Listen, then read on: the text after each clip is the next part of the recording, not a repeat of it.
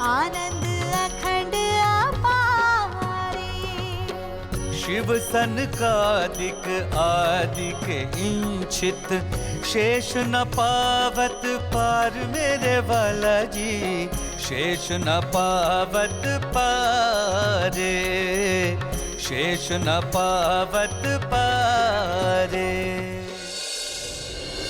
जिनके चरणों में अनंत ज्ञान, प्रेम, आनंद और शांति का सागर लहरा रहा है, जिनकी कृपा के सागर की एक बूंद से ही समस्त ब्रह्मांड को अखंड मुक्ति का उपहार मिला है, जिनके हृदय से प्रवाहित होने वाली तारतम वाणी की अमृत धारा समस्त विश्व को अपने आंचल में समेट लेने वाली है, जिनको अपने हृदय मंदिर में बसा लेने पर एकरूपता का मधुर एहसास होता है, उस प्राणेश्वर, प्राण प्रियतम, प्राण वल्लभ, प्राण जीवन, प्राणनाथ के चरणों में हमारा सर्वस्व समर्पण है।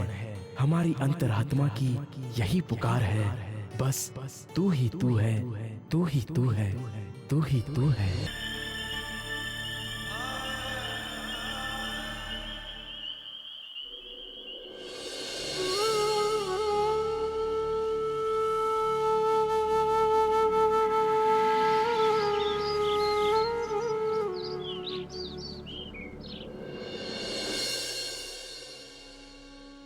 इस प्रकार भूखे प्यासे 3 दिनों तक राम जी भाई वहां बैठे रहे, किंतु किसी ने भी उन पर दया नहीं की।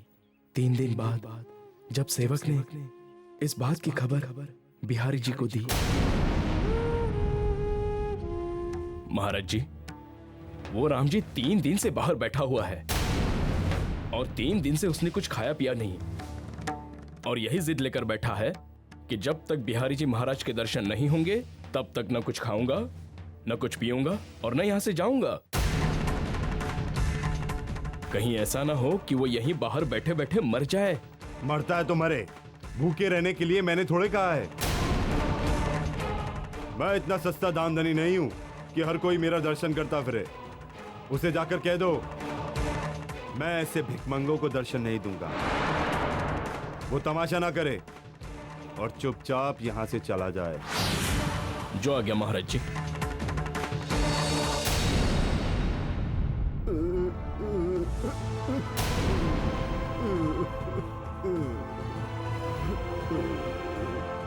राम जी,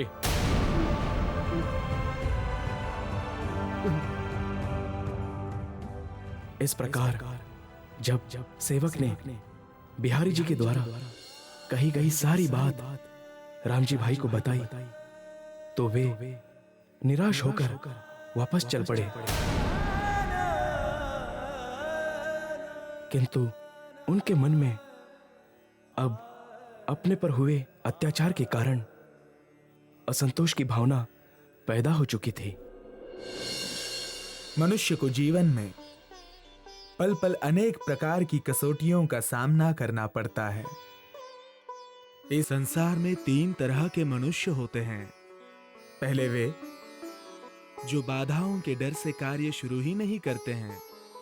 दूसरे वे जो कार्य तो शुरू कर देते हैं किंतु थोड़ी सी बाधा आने पर कार्य को बंद कर देते हैं। तीसरे प्रकार के लोग वे होते हैं जो दृढ़ निश्चय के साथ कार्य शुरू करते हैं और कितनी ही बाधाओं के आने पर भी हिम्मत नहीं हारते, अपितु निरंतर आगे बढ़ने का प्रयास करते रहते हैं।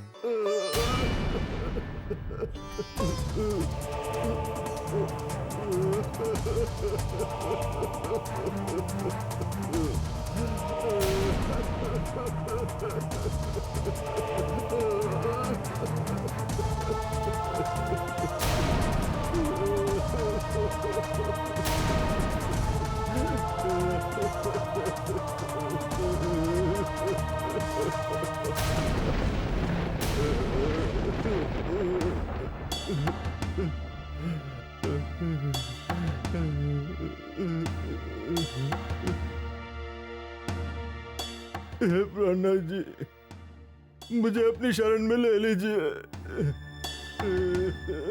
क्या हुआ राम जी भाई, कुछ तो कहो। तुम्हारी ऐसी दशा कैसे हुई? आज मैं आपसे एक बात पूछना चाहता हूँ प्राणनाथ जी। क्या इसे धर्म और अध्यात्म कहते हैं जो एक गरीब मनुष्य की पहुंच से बाहर हो गया? साफ साफ कहो राम जी भाई, तुम्हारे साथ नौतनपुरी में क्या हुआ? तुम इतने दुखी क्यों हो? बिहारी जी ने मुझे दर्शन देने से मना कर दिया क्योंकि मैं गरीब हूँ, मैं हाल मजबूर मनुष्य हूँ। क्या मेरी गरीबी मेरा दोष है, पाप और अभिशाप है?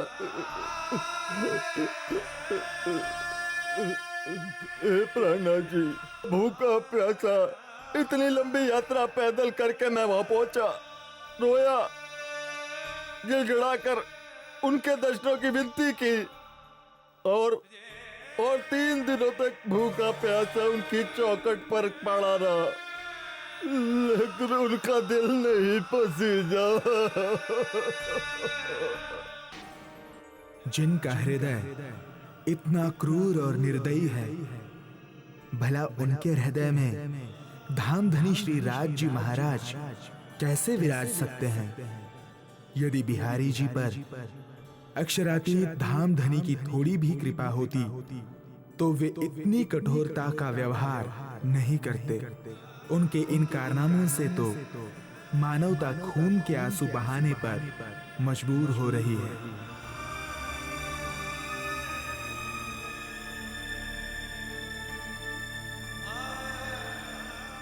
तुम चिंता मत करो राम जी भाई, आज से तुम मेरी शरण में रहोगे और तुम्हें कहीं जाने की आवश्यकता नहीं है। हे प्राणनाथ जी, मेरे लिए तो आप ही धाम के धनी हैं। मैं आपके चरणों को छोड़कर कहीं नहीं जाऊंगा, कहीं नहीं जाऊंगा।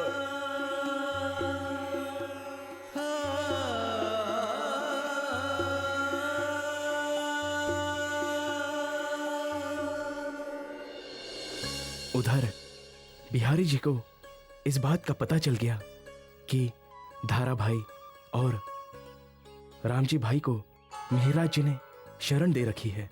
बस इतना सुनते ही वे आपे से बाहर हो गए। उस मिहिराज की इतनी हिम्मत कि वो मेरा आदेश खुलेआम ठुकराने लग गया है। मैं जिस सुंदर सास को निकालता हूँ वो उसे अपनी शरण में रख लेता है और स्वयं को धामधनी प्राणनाथ कहलाता है। ये ठीक नहीं कर रहा है वो, इसका दुष्परिणाम उसे भुगतना पड़ेगा।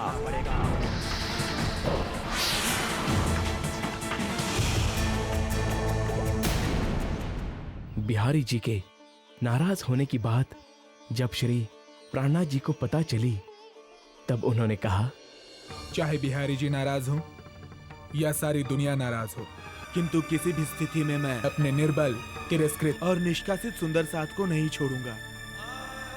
मैं हमेशा अपने गले लगाकर अपने प्रेम की छांव तले रखूंगा।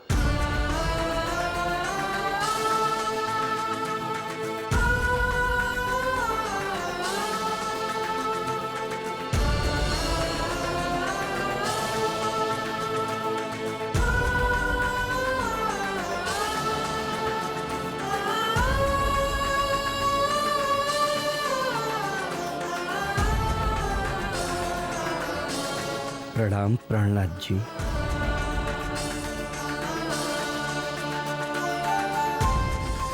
प्रणाम गोवर्धन जी। आपको देखकर बहुत खुशी हुई। कब आए आप अरब से? बस यूं समझिए, आपको खोजते खोजते सीधे यहीं आ रहा हूं। हे प्राणनाथ श्री जी साहब जी, अब मैं अपना बाकी का सारा जीवन आपके चरणों में बिताना चाहता हूं। कृपया मुझे अपनी शरण में रखें।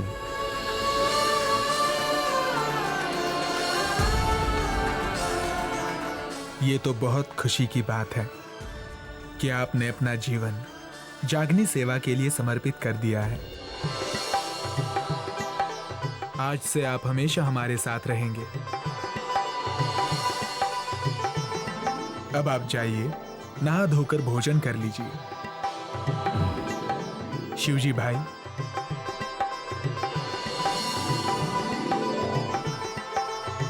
इनके रहने की उचित व्यवस्था कीजिए।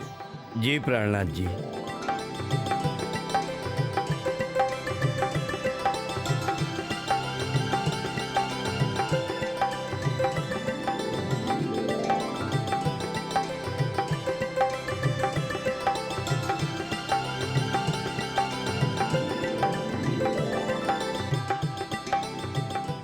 जब से गोवर्धन भाई अब्बासी बंदर से आए, तब से उन्होंने सभी सुंदर साथ के खर्च की सेवा अपने सिर पर ले ली।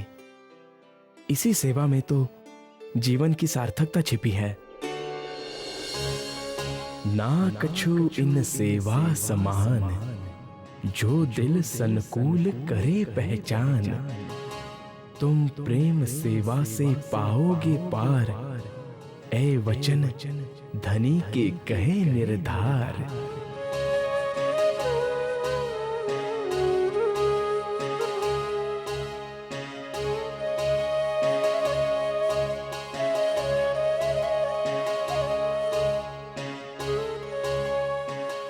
श्री प्राणनाथ जी की चर्चा की खबर सुनकर एक दिन भीम भट्ट व श्याम भट्ट नाम के दो विद्वान उनकी ज्ञान चर्चा श्रवण करने आते हैं।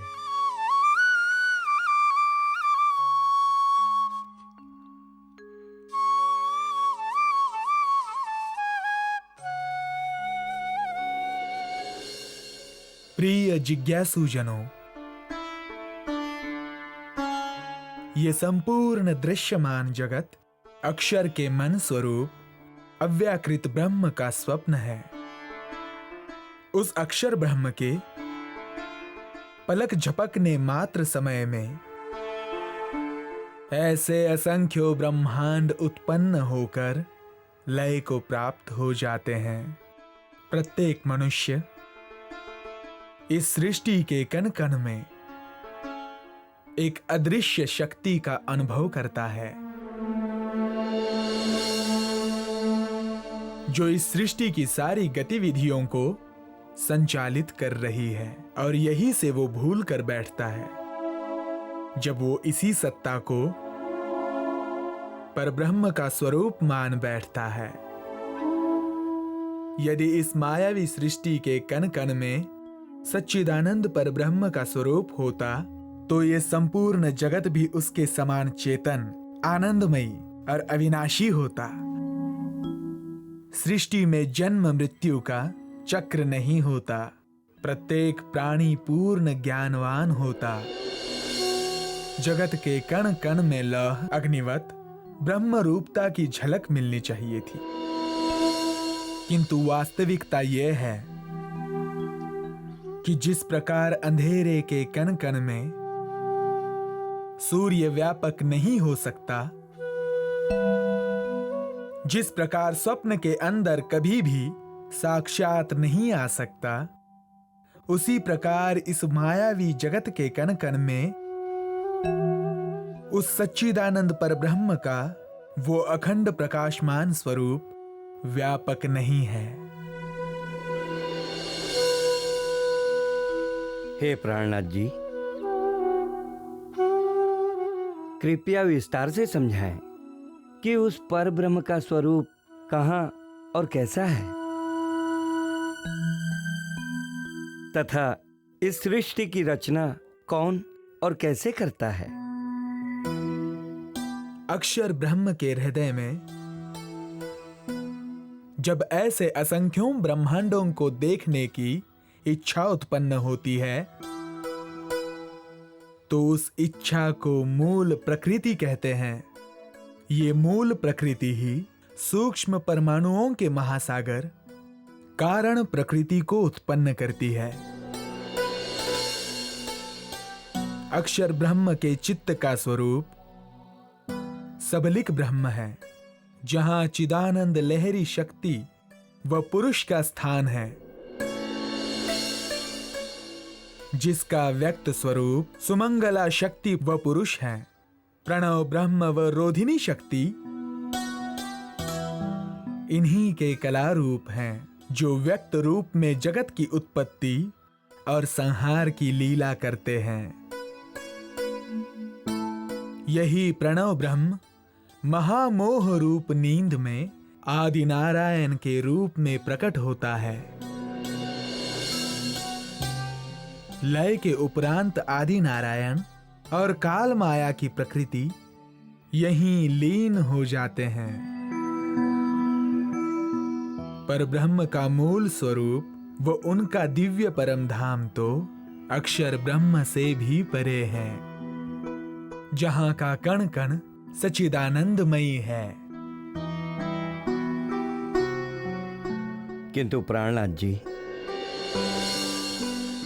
ऐसी मान्यता है कि जिस प्रकार तिल में तेल, दूध में घी और घड़े में कुम्हार की कारीगरी होती है, उसी प्रकार संसार के कण कण में परब्रह्म व्यापक है।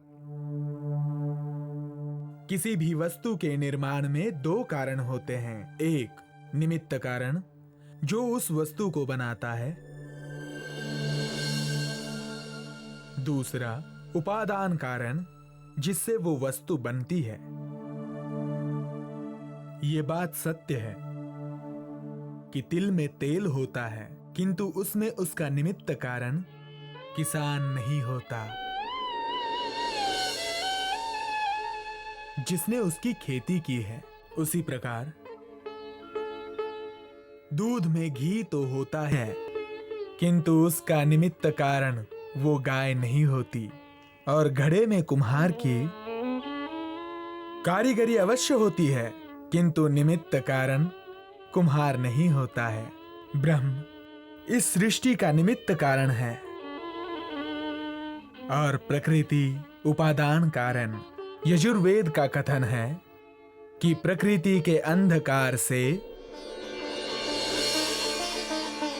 सर्वथा परे सूर्य के समान प्रकाशमान स्वरूप वाले परमात्मा को मैं जानता हूं, जिसको जाने बिना मृत्यु से छुटकारा पाने का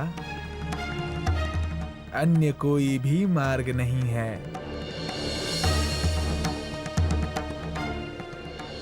हाय रे ब्रह्म ज्ञानी ब्रह्म दिखला, तुम सकल में साई देखा। यह संसार सकल है सपना, तो तुम पार ब्रह्म क्यों पेख्या। हाय रे ब्रह्म ज्ञानी ब्रह्म दिखला, तुम सकल में साई देखा। सत सपने में क्यों कर आवे, सत साई है न्यारा।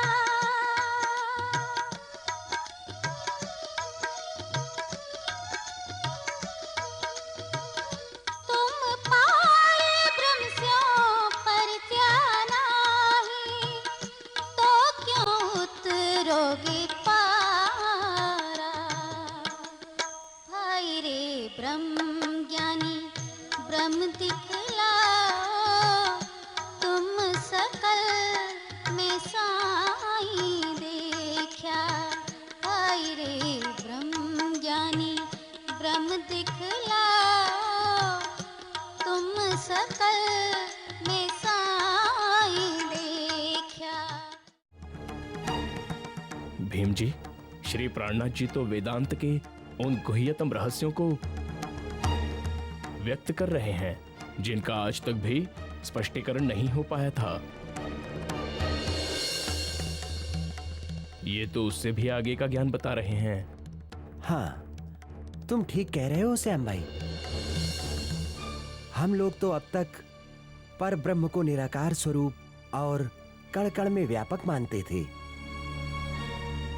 किंतु ये सारा संसार तो अक्षर ब्रह्म के मन स्वरूप अव्याकृत का स्वप्न है।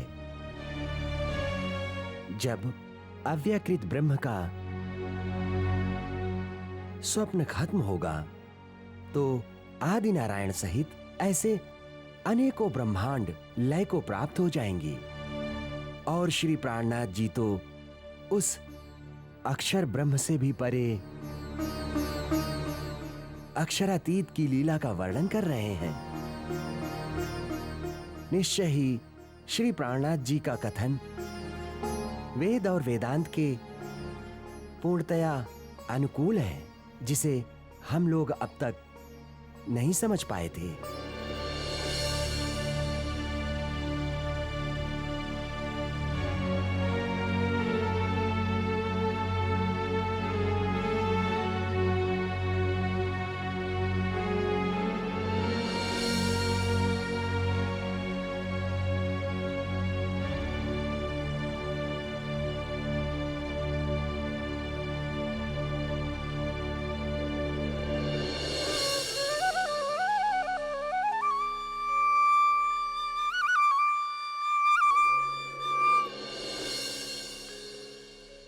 हे प्राणनाथ जी,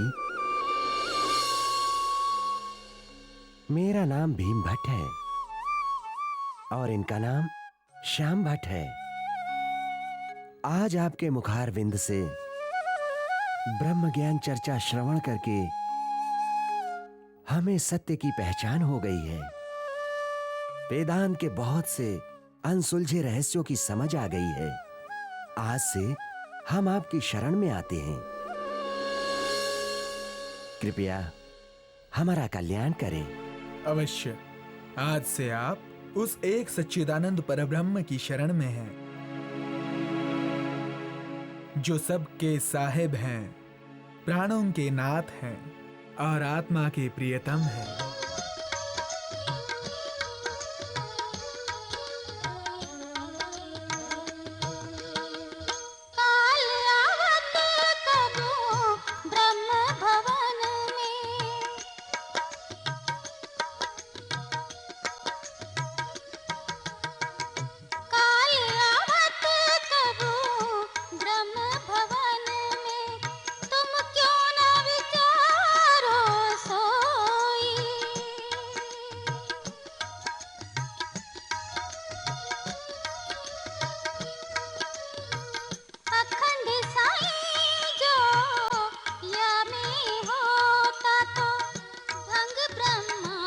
को ना होई।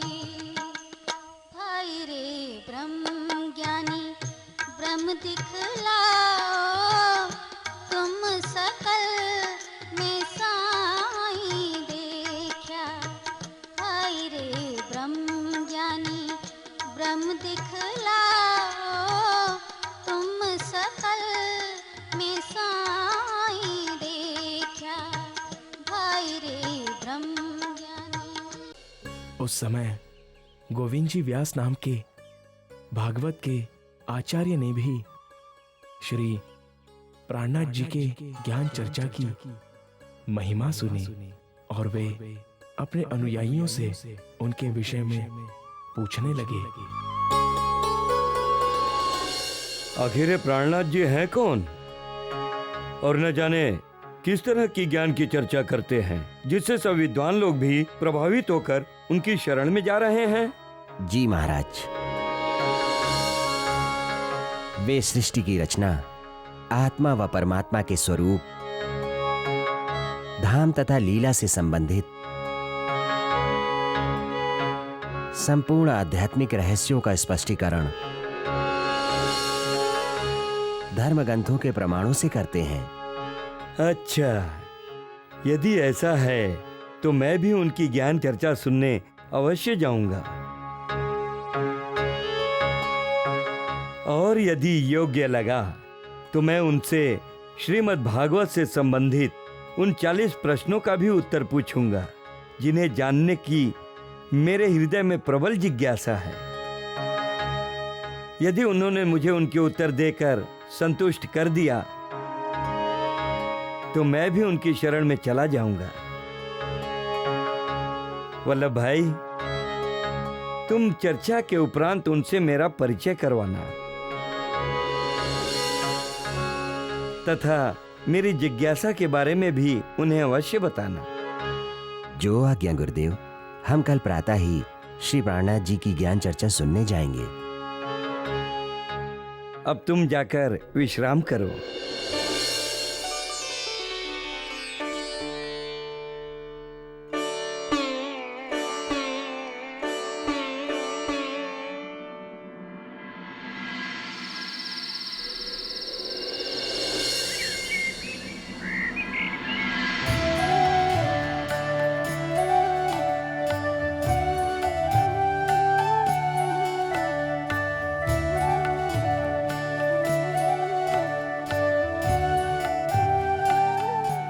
सच्चिदानंद परब्रह्म का दिव्य परम धाम इस क्षर जगत और अक्षर के बेहद मंडल से भी परे है।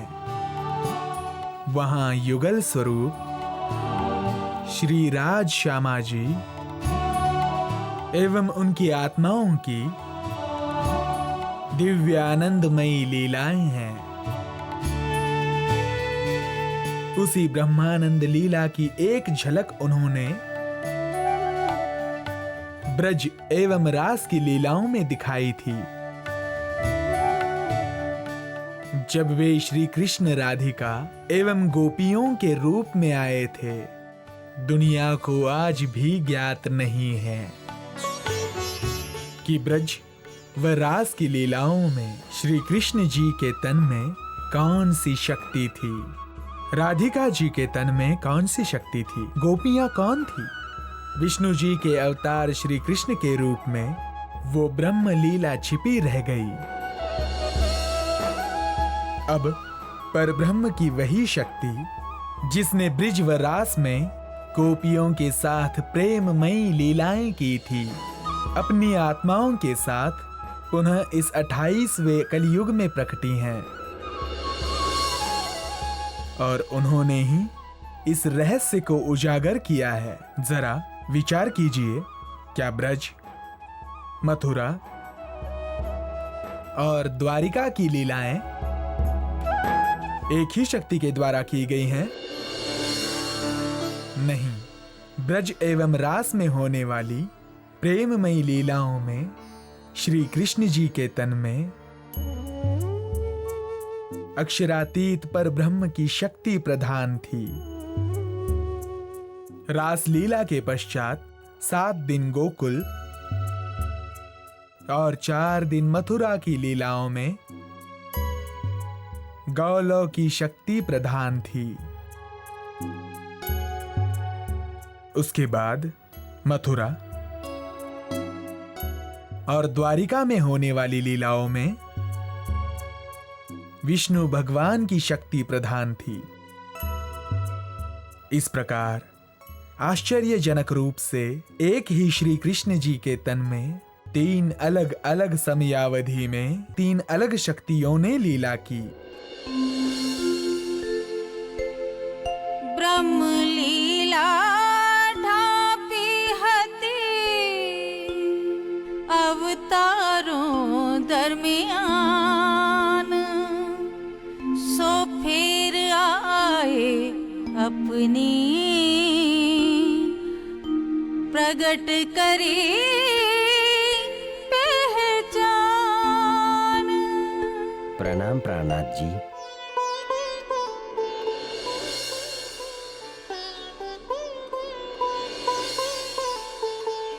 मेरा भी प्रणाम स्वीकार कीजिए प्राणनाथ जी। प्रणाम। हे प्राणनाथ जी, ये भागवत के प्रसिद्ध विद्वान गोविंद जी व्यास हैं और आपके पास श्रीमद् भागवत से संबंधित कुछ 40 प्रश्नों का समाधान पाने के उद्देश्य से आए हैं। आपका हार्दिक अभिनंदन है। आप आराम से बैठ जाइए और अपने सभी प्रश्न एक एक करके पूछते जाइए। विराजिए।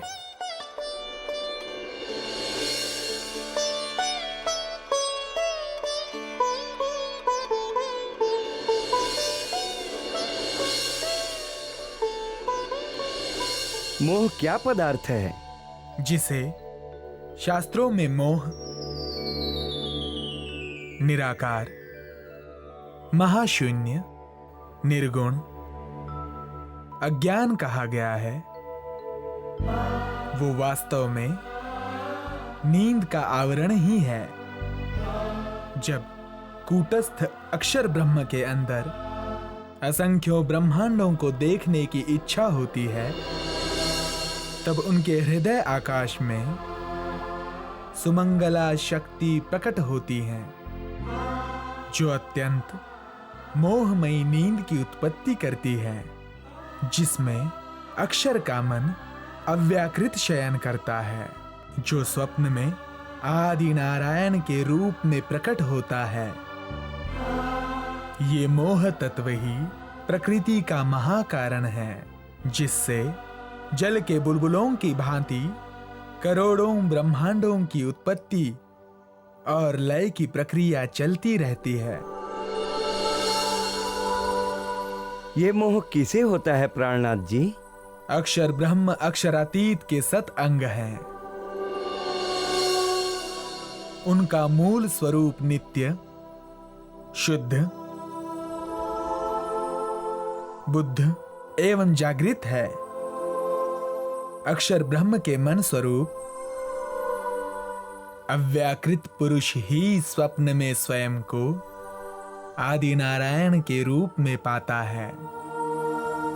इस प्रकार अक्षर के मन स्वरूप अव्याकृत को ही मोह होता है, मूल स्वरूप अक्षर ब्रह्म को नहीं। हिरण्य गर्भ रूप अंड क्या पदार्थ था? अक्षर ब्रह्म का मन अव्याकृत ही नींद रूपी मोह सागर में स्वयं को आदि नारायण के रूप में देखने लगा। उस स्वाप्निक मन को ही ज्योतिर्मय अथवा स्वर्णमय अंड कहा गया है। अभी तक जल तत्व तो था ही नहीं, फिर जो लिखा है कि सहस्त्र वर्षों तक सुवर्ण अंड पानी में तैरता रहा, वो पानी क्या पदार्थ था? वो पदार्थ मोह तत्व ही था, जिसे जल करके वर्णित किया गया है। ब्रह्म में माया तीनों काल में नहीं है, तो फिर ये जगत कहाँ से प्रकट हुआ? यदि विश्व में ब्रह्म को व्यापक माने, तो फिर ब्रह्म माया से पृथक कैसे? इस मायावी जगत की उत्पत्ति का कारण अव्याकृत के महाकारण में स्थित सुमंगला पुरुष का स्वप्न है। ब्रह्म का निज स्वरूप तो इस मायावी जगत से सर्वथा पृथक है। हाँ, उसकी सत्ता इस जगत के कण कण में अवश्य व्यापक है। यदि ब्रह्म साकार है तो कृपया उसका स्वरूप धाम आदि कहिए। यदि वो निराकार है तो उसे स्वप्न दशा नहीं हो सकती। साकार निराकार प्रकृति के स्वरूप हैं, ब्रह्म के नहीं। धर्म ग्रंथों में जहां भी ब्रह्म के स्वरूप का निषेध किया गया है, वो पंच भौतिक या प्राकृतिक शरीर का निषेध है, ना कि दिव्य अखंड स्वरूप का। यजुर्वेद का कथन है कि वो ब्रह्म पंच भौतिक शरीर नस नाड़ी से रहित, निष्पाप, शुद्ध तथा नूरमयी स्वरूप वाला है। वो निराकार इसलिए नहीं हो सकता क्योंकि अथर्ववेद में उसे कांतिमान व मनोहर स्वरूप वाला कहा गया है। ब्रह्म को इच्छा रहित कहा गया है। फिर ब्रह्म को इच्छा हुई ऐसा भी लिखा है। परस्पर विरुद्ध ये बातें किस प्रकार सत्य हैं?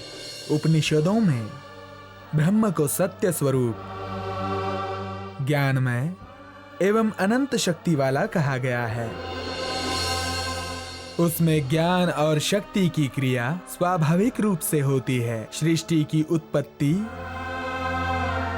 पालन और प्रलय की प्रक्रिया इच्छा के बिना संभव नहीं है, किंतु वो इच्छा लौकिक न होकर दिव्य इच्छा है और उसे ब्रह्म लीला के अंतर्गत माना गया है। इसलिए ब्रह्म को इच्छा से रहित भी कहते हैं तथा इच्छा वाला भी कहते हैं। ब्रजरास को अखंड वर्णन किया है, तो महाप्रलय में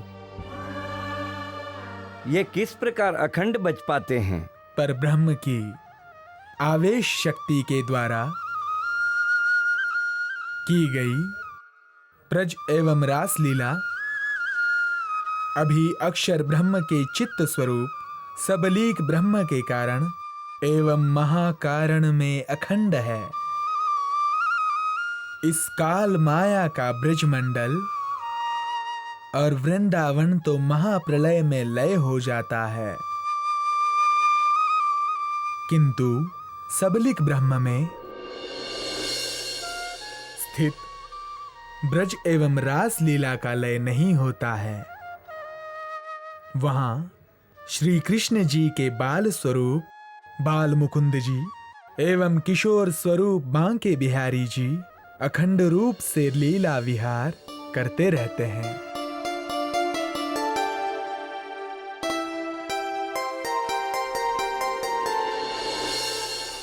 रास रात्रि को अखंड करके लिखा है। जब रात्रि के बाद पुनः प्रातः काल हुआ तो रास रात्रि पुनः किस प्रकार अखंड बनी रही? पर ब्रह्म की शक्ति के द्वारा जो रास लीला खेली गई थी वो इस काल माया के वृंदावन में नहीं, बल्कि केवल ब्रह्म के अंतर्गत आनंद योग माया में नए दिव्य वृंदावन की रचना करके खेली गई थी। जब गोपियों के तनों में विराजमान ब्रह्म आत्माएं वहां पहुंची, तब इस काल माया के ब्रह्मांड का लय हो गया था। वो रासलीला आज भी सबलिक के महाकारण में अखंड है। ब्रह्मात्माओं की चाहना पूर्ण न होने से काल माया के ब्रह्मांड की पुनः रचना की गई। उसमें हूबहू पहले के समान ही गोकुल, वृंदावन, श्री कृष्ण एवं गोपियां बने। वहां प्रातः हुआ तथा 7 दिन पर्यंत प्रतिबिंब लीला चलती रही। योग माया में जो अखंड रास लीला है वहां आज भी रात्रि ही है और अनंत काल तक बनी रहेगी। रासलीला के समय श्री कृष्ण जी ने योग माया का आश्रय लिया, ऐसा भागवत में लिखा है। तो ये योग माया क्या है? योग माया अनादि ब्रह्म की अनादि माया शक्ति है।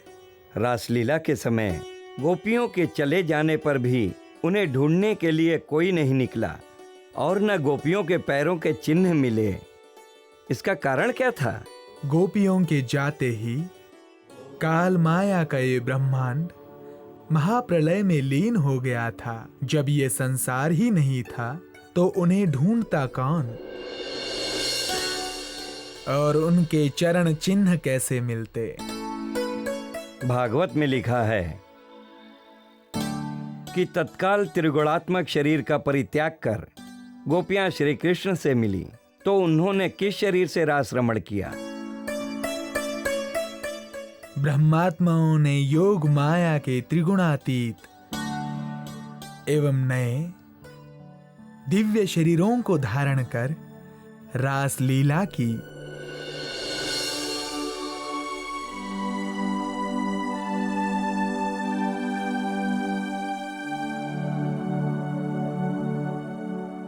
भागवत में विष्णु भगवान कहते हैं कि जितने प्रिय मुझे परमहंस लगते हैं उतने प्रिय ब्रह्मा, शंकर, लक्ष्मी, शेष और मेरी आत्मा भी नहीं है। उनकी चरण रेणु से पवित्र होने के लिए मैं उनके पीछे पीछे फिरा करता हूँ। वे परमहंस कौन हैं? वे हो गए हैं या होंगे?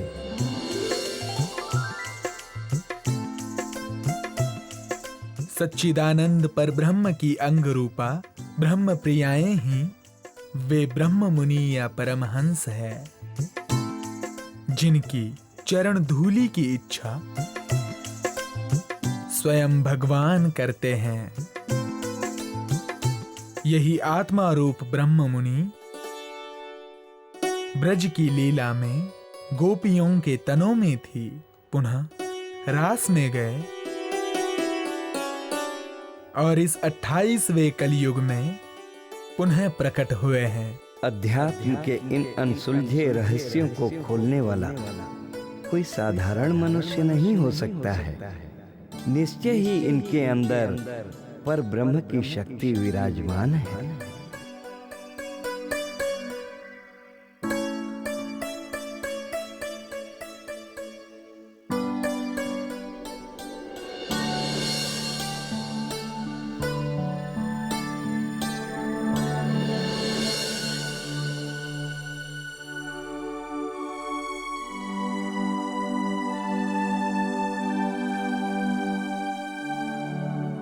हे प्राणनाथ जी, जिन प्रश्नों के उत्तर जानने के लिए ना जाने मैंने कितने ग्रंथों का अध्ययन किया, ना जाने कितने ज्ञानी जनों से सत्संग किया और फिर भी नहीं जान सका, उन प्रश्नों के उत्तर आपने कितने सहज रूप में दे दिए।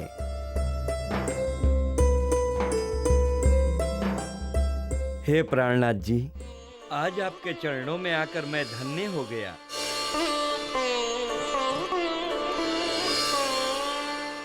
अब कृपा करके आप मुझे अपनी शरण में ले लीजिए। अवश्य। आज से आप भी उस अक्षरातीत पर ब्रह्म की शरण में हैं, जो सबके प्राणनाथ हैं, सबके साहिब हैं।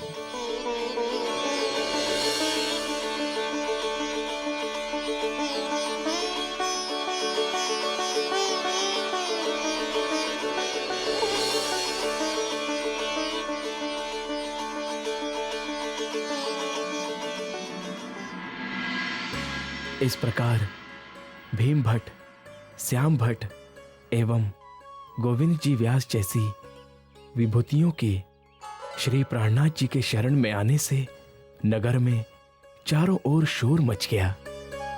लोगों के झुंड श्री प्राणनाथ जी के दर्शन हेतु आने लगे, किंतु गोविंद जी व्यास के कुछ शिष्य एवं अन्य आचार्य गण इस बात का विरोध करने लगे। तब परब्रह्म की शक्ति से वैष्णव जनों को संबोधित करते हुए कुछ कीर्तन अवतरित हुए।